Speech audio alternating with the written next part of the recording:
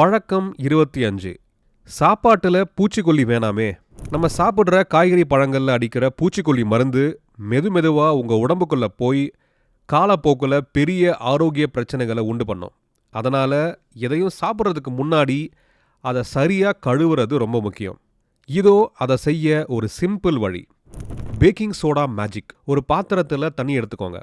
அதில் ஒரு spoon baking soda கலந்து நீங்கள் வாங்கின காய்கறிகளை ஒரு 15 நிமிஷம் அதில் ஊற வைங்க. ஊற வச்சதுக்கப்புறம் குழா தண்ணியில் காய்கறிகளை நல்லா தேய்ச்சி கழுவுங்க.